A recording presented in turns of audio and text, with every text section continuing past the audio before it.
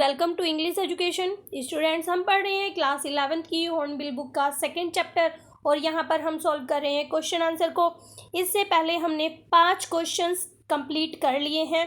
आज हम करने वाले हैं क्वेश्चन नंबर 6 को। अगर आपने वो वीडियो नहीं देखी है तो डिस्क्रिप्शन बॉक्स में आपको लिंक मिल जाएगा, वहाँ से आप अपने क्वेश्चंस को पढ़ सकते हैं।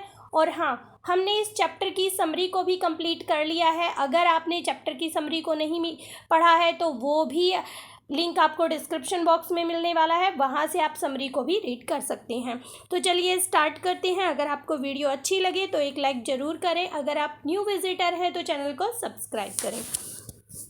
तो क्वेश्चन नंबर 6 है, how did the first leg of the journey pass. तो जो उनका फर्स्ट लेग होता है जर्नी का, वो कैसे पास होता है, क्या कुछ होता है। The first leg of the journey pass quite pleasantly. The voyager sailed down the west coast of Africa to Cape Town. तो जो फर्स्ट लेग होता है जर्नी का वो बिल्कुल अच्छी तरह से प्लीजेंटली पास हो जाता है। जो वॉयेजर होते हैं यानी कि जो वहाँ पर सेल कर रहे थे, जलियान को चला रहे थे, वो कहाँ पर जाते हैं, किस तरफ सेल करते हैं, वो coast of America to Cape Town की तरफ वो अपने शिप को सेल करते हैं। The captain also hire two crewmen आप मीनिंग देख लेंगे। इससे पहले जो वीडियो है उसमें सभी वर्ड्स के मीनिंग भी दिए गए हैं अच्छे से समझने के लिए, फिर भी मैं आपको बता देती हूँ। क्रूमैन होते हैं जो शिप पर काम करते हैं या फिर जो कैप्टन होता है उसकी मदद करते हैं। तो जो कैप्टन थे उन्होंने 2 क्रूमैन को हायर किया था, जिनके नाम क्या थे, लैरी विजल और जो अमेरिकन था, और एक था हर्ब जो स्विस का रहने वाला था। Together they set sail for the southern Indian ocean. तो वे साउदर्न इंडियन ओशियन की तरफ साथ साथ सभी चल देते हैं। आगे देखते हैं। क्वेश्चन नंबर 7 है, the narrator also employed some crewmen, who were they, why did the narrator have to employ them. अभी हमने पढ़ा, उनके नाम को भी जाना, तो वही क्वेश्चन है, उसी से रिलेटेड है। The narrator also employed some crewman, जो नैरेटर थे, जो हमें कहानी बता रहे हो, उसने कुछ क्रूमैन, यहाँ पे हमने जाना कि 2 क्रूमैन थे, उनको एम्प्लॉय दिया। क्यों, नैरेटर ने क्यों रखा उन्हें, तो देखिए, having pass the first leg of the journey successfully. जो फर्स्ट लेग था जर्नी का वो सक्सेसफुली पास हो गया। The narrator and his family reach Cape Town. अब नैरेटर और उनकी फैमिली कहाँ पर पहुँच गए थे, केप टाउन में पहुँच गए थे। The next part of the journey was through the Indian ocean. और जो उनका नेक्स्ट स्टेप था जर्नी का वो कौन सा था, उन्हें कहाँ से होकर जाना था, इंडियन ओशियन से होकर जाना था। One of the roughest sea in the world, जो सबसे ज़्यादा रफेस्ट सी है। रफेस्ट का मतलब है यहाँ पर जहाँ पर बहुत सारी चीज़ें, जो भयानक सी चीज़ें होती हैं वो फेस करनी होती हैं, तो सबसे रफेस्ट सी है वो वर्ल्ड का। So the narrator employed 2 crewman, इसलिए नैरेटर ने क्या किया, 2 क्रूमैन को रख लिया, जिनका नाम था अमेरिकन लैरी विजल और दूसरे का नाम था स्विस हर्ब, जो स्विस से था Seigler, in order to help them tackle the southern eastern ocean, तो साउदर्न इंडियन ओशियन। तो वो जो है उनको रखता है हेल्प करने के लिए, जिससे कि वो उनकी उस सी में, उस ओशियन में मदद कर सकें, उस रफेस्ट सी को क्रॉस करने के लिए। What problem did the narrator and the other on the board face on the second day out of the Cape Town. जब वो केप टाउन से निकलते हैं तो दूसरे दिन जो नैरेटर था और जो दूसरे लोग थे वो क्या प्रॉब्लम फेस करते हैं। The narrator and the other member on board began to face strong wind on their second day of the Cape Town. जब वो केप टाउन में होते हैं, जब दूसरा दिन होता है उनकी जर्नी का, तो जो नैरेटर होते हैं और जो दूसरे मेंबर होते हैं यानी कि उनका बेटा, उनकी वाइफ, उनकी बेटी और जो 2 क्रूमैन होते हैं, वो सब क्या फेस करते हैं, बहुत ज़्यादा तेज़ हवाएं उस टाइम पे चल रही थी, वो उन्हें फेस करते हैं। These stormy wind blue continuously, और ये जो हवाएं थी, ये जो स्ट्रॉन्ग विंड थी वो लगातार चल रही थी, और कब तक चलती रही, for several days and gave rise to high wave, और वो कई दिनों तक ऐसे ही चलती रही, और जिससे क्या हो रहा था, जो वेव थी वो बहुत ज़्यादा ऊपर उठ रही थी। The size of these wave was alarming as some of them were high as 15 meter the height of their central mast. जो उनका सेंट्रल मास्ट था, ये मास्ट सब मीनिंग आप ऑलरेडी पढ़ चुके हैं, अगर आपने वो नहीं पढ़े हैं तो फर्स्ट वीडियो में आपको सभी के मीनिंग मिलने वाले हैं। तो यहाँ पर सबसे पहले तो वेव का साइज बताया गया, ऊपर बताया गया ना कि बहुत तेज हवाएं चल रही थी, हवा चलने की वजह से जो वेव थी, जो लहरें थी वो बहुत ऊपर उठ रही थी, और जो लहरें थी उनकी हाइट कितनी बताई जा रही है कि वो 15 मीटर हाइट तक ऊपर जा रही थी, जो उनका सेंट्रल मास था उससे। आगे देखते हैं question number 9। How did the crew members celebrate Christmas on board. अब वो शिप के ऊपर होते हैं, तो यहाँ पर किस तरह से वो क्रिसमस को सेलिब्रेट करते हैं क्रू मेंबर्स। देखिए, on 25 December the crew members were 3500 kilometre toward east of Cape Town. अब वो केप टाउन से अब कब की बात होती है, 25 दिसंबर की बात होती है। जो क्रू मेंबर होते हैं वो कितने किलोमीटर होते हैं कि ईस्ट केप टाउन की तरफ, वो होते हैं 3500 किलोमीटर की आगे। The weather was bad but they still celebrated Christmas with lot of enthusiasm. Even the Christmas tree was decorated and they had a lot of fun together. तो देखिए, अब जो है आपने पढ़ा कि जब सेकेंड डे होता है केप टाउन की तरफ, तो वो बहुत स्ट्रॉन्ग विंड को फेस करते हैं, जो वेव्स होती हैं वो बहुत हाई होती हैं। अब वो 3500 किलोमीटर आगे बढ़ चुके हैं, तो उसके बाद भी ये जो वेदर था, बैड कंडीशन थी, फिर भी वो क्रिसमस को सेलिब्रेट करते हैं पूरे उल्लास के साथ, और क्रिसमस ट्री भी डेकोरेट किया जाता है, और वो फन करते हैं एक दूसरे के साथ। Question number 10। What change in weather was noticed on January 2? How did the people on the board feel? अब 2 जनवरी को वेदर जो है कैसा हो जाता है, कैसा नोटिस किया गया, और जो पीपल थे बोर्ड के ऊपर उन्होंने कैसा फील किया। द न्यू ईयर्स डे सा नो इम्प्रूवमेंट इन वेदर। अब 25 दिसंबर की बात हो रही है, उससे पहले की भी जो वेदर था वो खराब था। अब 2 जनवरी को क्या होता है, कोई भी इम्प्रूवमेंट वेदर में नज़र नहीं आता, कि मतलब मौसम जो है पहले की तरह ही खराब रहता है। It turn even rose on January 2, बल्कि वो तो 2 जनवरी को जो मौसम था और भी ज़्यादा ख़राब हो जाता है। The wave were gigantic now and every time a wave came. मतलब जो लहरें थी, अभी बताया था कि 15 मीटर तक ऊपर जा रही थी, लेकिन अब जो लहरें थी वो और भी ज़्यादा हाई जाने लगी थी, और भी भयानक हो गई थी, विशालकाय हो गई थी, और हर टाइम जो वेव्स थी वो आ रही थी। Their ship rose to top of it, और जो उनका शिप था वो उन लहरों के साथ ऊपर तक उड़ जाता था। There was vast and enormous sea rolling toward them. अब मतलब वो जो लहरें थी वो बहुत बड़ी दिखाई दे रही थी, और ऐसा लग रहा था कि वो जो है रोल करते हुए उनकी तरफ आ रही है। The screaming of the wind and spray was painful to the ear. अब जो हवा चलने की वजह से जो स्क्रीमिंग थी विंड की, और जो स्प्रे था वो बिल्कुल पेनफुल था, यानी कि कानों में वो चुभ रहा था।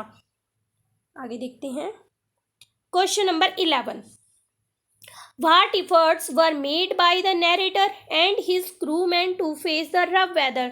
अब जो नैरेटर होते हैं और क्रूमैन थे, उन्होंने कौन कौन से एफर्ट किए इस रफ वेदर को फेस करने के लिए।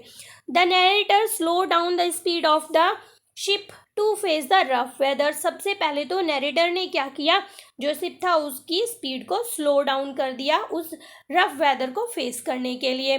द स्टॉर्म जिब was drop and a heavy mooring रूप was lashed across the Saturn. अब जो स्टॉर्म जिब थी, एक कपड़ा होता है उसके ऊपर, उसको ड्रॉप कर दिया, उसे नीचे कर दिया, और जो रोप थी उसे शिप के पिछले बोट थी वो उसे बोट के पिछले हिस्से पर बांध दिया गया। The narrator and the other crew man fasten everything together and went through the draft drill. अब जो नरेटर थे और दूसरे जो क्रू मैन थे वो हर एक काम को एक साथ मिलकर बहुत जल्दी जल्दी कर रहे थे। दे अटैच्ड लाइफ लाइन, उन्होंने लाइफ लाइन को भी अटैच कर दिया था क्योंकि उस समय मौसम जो है बहुत ज़्यादा ख़राब हो गया था। Put on waterproof cloth and life jacket. अब उन्होंने वाटरप्रूफ क्लॉथ पहन लिए थे क्योंकि उन्हें किसी भी पल ऐसा लग रहा था कि वो समुद्र में गिर सकते हैं क्योंकि लहरें बहुत ऊपर आ रही थी, और उन्होंने लाइफ जैकेट को पहन लिया था। आगे देखते हैं, क्वेश्चन नंबर 12 है, describe the gigantic wave that hit wave walker, how did the narrator react. अब वेव वॉकर क्या है, ये बोट का नाम है जो नरेटर ने खुद से तैयार की थी। How did the narrator react, और इस पर नरेटर कैसे रिएक्ट करता है। It was a mighty and gigantic huge wave which appeared perfectly vertical, मतलब बिल्कुल सीधी दिखाई दे रही थी, बहुत शक्तिशाली वेव थी, बहुत बड़ी वेव थी, और वो बिल्कुल वर्टिकल दिखाई दे रही थी, बिल्कुल सीधे खड़ी हुई दिखाई दे रही थी। Almost twice the height of the other big wave, मतलब जो दूसरी बड़ी लहरें थी उनसे दुगनी बड़ी वो दिखाई दे रही थी। It had a very frightful breaking crest, और ऐसी लग रही थी जैसे वो बहुत डरावनी एक ऊंची सी चोटी की तरह दिखाई दे रही थी जो टूटने वाली है। The narrator was filled with terror, और जो नरेटर था वो डर जाता है, because he had never seen such a huge wave, क्योंकि उसने उससे पहले इतनी बड़ी लहर नहीं देखी थी। Question number 13, what impact did the huge wave leave on the narrator and wave walker. अब क्या इम्पैक्ट होता है, उन बड़ी लहरों ने क्या इम्पैक्ट छोड़ दिया था नरेटर के ऊपर और वेव वॉकर के ऊपर। As the huge wave struck a tremendous explosion shook the deck. अब जैसे ही बड़ी सी जो लहर स्ट्रक करती है यानी कि बोट पर टकराती है तो क्या होता है, ऐसा होता है जैसे कोई धमाका हो गया हो, बिल्कुल जो डेक वो हिल जाता है। The narrator's head struck against the wheel, और नरेटर का सिर जो है व्हील से जाकर टकराता है। He flew overboard sinking below the wave, और वो जो है बोर्ड के ऊपर से उड़ सा जाता है, मतलब बह जाता है, और कहाँ पर चला जाता है, सिंकिंग, ऐसा लगता है जैसे कि वो डूब ही गया है उन लहरों के नीचे। When his head came out of the water he saw that wave walker was almost capsizing and it lay almost horizontal. For once he thought everything was over. तो देखिए, वैन हिज हेड, जब उसका सिर जो है उस wave से बाहर आता है, अभी ऊपर बताया गया कि ऑलमोस्ट वो ऐसा हो गया था जैसे कि डूब गया हो, लेकिन जब उसका सिर जो है उस वेव के बाहर आता है तो वो क्या देखता है कि जो वेव वॉकर थी वो बिल्कुल डूब सी गई थी, और बिल्कुल हॉरिजॉन्टल, मतलब एकदम से ऊपर चली गई थी, सीधे खड़ी हो गई थी, और एक बार को तो उसे ऐसा लगता है कि जैसे कि सब कुछ खत्म हो गया है। नेक्स्ट क्वेश्चन नंबर 14 देखते हैं। What was the condition of the author when he was thrown in the stormy water? क्या कंडीशन होती है ऑथर की जब उसको लहरों के द्वारा कहाँ पर फेंक दिया जाता है, उस स्टॉर्मी वाटर में फेंक दिया जाता है। The huge wave had tossed the narrator out of the ship into the deep blue water. जो वो बड़ी लहर थी उसने क्या किया, नरेटर को शिप से बाहर फेंक दिया, और कहाँ पर फेंक दिया, वो जो डीप ब्लू वाटर था यानी कि समुद्र में फेंक दिया। ही वॉज बैडली इंजर्ड, वो बुरी तरह से जख्मी हो गया था। His left ribs had cracked, उसकी जो लेफ्ट रिब थी वो टूट गई थी। His teeth were broken and mouth was filled with blood, उसके दांत टूट गए थे और उसका जो मुंह था वो पूरा दांतों से और खून से भर गया था। He was tossing in the stormy water like a puppet, बिल्कुल एक कठपुतली की तरह उसे पानी के अंदर लहरों ने फेंक दिया था। ही वॉज नियरली अनकॉन्शियस, वो बिल्कुल होश में नहीं था, बिल्कुल बेहोश हो चुका था वो उस समय पर। क्वेश्चन नंबर 15 देखते हैं। How did the narrator manage to survive through the ordeal with the cruel wave, किस तरह से जो नैरेटर होता है वो सरवाइव करता है इन निर्दयी लहरों में भी, वो किस तरह से सरवाइव करता है। The narrator was throne over board and his ship was almost capsizing, अब जो नैरेटर है उसे ऊपर फेंक दिया गया था और जो उसका शिप था वो बिल्कुल खत्म सा हो गया था, ढह सा गया था। But somehow fortune favoured him, लेकिन किसी तरह से भाग्य ने उसका साथ दिया। One of the wave throw the ship upright and he too, अब किसी एक लहर ने क्या किया, उसके शिप को सीधा कर दिया और उसे भी उसके ऊपर फेंक दिया। Was able to reach the ship, अब उस लहर की वजह से वो कहाँ पर पहुंच गया, शिप के ऊपर पहुंच गया था।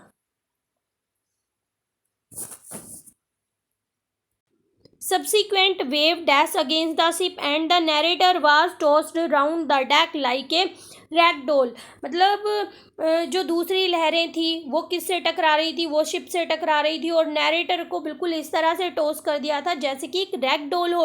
हिज लेफ्ट रिब क्रैक्ड, और उसकी जो लेफ्ट रिब थी वो टूट गई थी। His mouth was filled with blood and broken teeth, और नरेटर का जो मुंह था वो खून से और टूटे हुए दांतों से भर गया था। But somehow he caught the steering wheel, लेकिन किसी भी तरह उसने जो है स्टीयरिंग व्हील को पकड़ लिया।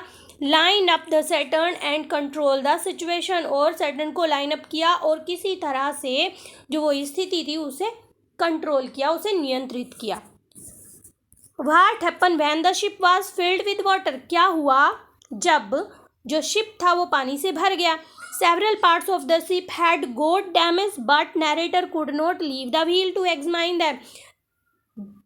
अधिकतर पार्ट, जो शिप के अधिकतर पार्ट थे वो डैमेज हो चुके थे और नैरेटर ने व्हील को नहीं छोड़ा एग्जामाइन करने के लिए। Mary shouted that the ship was filled with water, Mary चिल्लाती रही कि जो शिप है वो पानी से भर गया है। Larry and Herb were pumping out water like madman, और लैरी और हर्ब क्या कर रहे थे, वो पागलों की तरह वाटर को पंप कर रहे थे, यानी कि बाहर निकालने की कोशिश कर रहे थे। The narrator stretch canvas and fast and water proof hatch cover across, और नैरेटर ने क्या किया, जो वाटर प्रूफ हैच था उसे पूरे शिप में फैला दिया। The gaping hole in the starboard side, वो जो होल बन गया था जिससे पानी आता चला जा रहा था, वहाँ पे वो कैनवस को या वाटर प्रूफ हैच को फैला देते हैं। Finally a reserve electric pump helped in draining the water after the head pump got choke and the main electric pump short circuit. तो देखिए फिर क्या होता है, अंत में जो एक इलेक्ट्रिक पंप बचा हुआ था वो मदद करता है पानी को ड्रेनिंग करने में। जब जो हेड पंप था वो चोक हो गया था और जो इलेक्ट्रिक पंप था वो शॉर्ट सर्किट हो गया था, तो एक बचा हुआ वहाँ पर पंप उन्हें मिलता है, उसकी मदद से वो पूरे पानी को बाहर निकालते हैं। All the excitement of the sea journey was badly beaten by the disaster caused by the gigantic wave comment, हमें इस बात पर कमेंट करना है कि उनकी जो एक्साइटमेंट थी उस चीज़ जर्नी को लेकर वो बुरी तरह से, वो जो डिज़ास्टर आया उसके कारण या जो बड़ी लहरें थी उसके कारण जैसे बिटन सी हो गई थी। तो देखिए the sea journey that had begun on a happy note with lots of excitement enthusiasm had turned into the worst nightmare। तो वो जो जर्नी उन्होंने शुरू की थी, जब उन्होंने वो जर्नी शुरू की तो वो बहुत खुश थे, बहुत एक्साइटमेंट थी, बहुत ज़्यादा ही उनके अंदर उत्साह था। वो अब नाइटमेयर में चेंज हो गया था। क्यों चेंज हो गया था? The gigantic wave had shattered their hope. जो वो बड़ी बड़ी लहरें थी, उन्होंने उनकी आशा को जैसे बिखरा सा दिया था। The boat was terribly broken. और जो बोट थी उनकी वो बुरी तरह से टूट गई थी। And the narrator was thrown into the stormy water. और नैरेटर को उस पानी में फेंक दिया गया था। He had sustain serious injury as some of his rib and many of his teeth were broken. और बहुत मतलब बड़ी इंजरी उन्हें हो गई थी, जैसे कि उनकी जो लेफ्ट रिब थी वो टूट गई थी, उनके दांत पूरे टूट गए थे। सुजैन जो उनकी बेटी थी, the narrator's daughter, had bumped her head badly. उसका जो सिर था वो बुरी तरह से स्वेल्ड हो गया था। And even had a cut on her arms. और उसके हाथ पर एक कट भी था।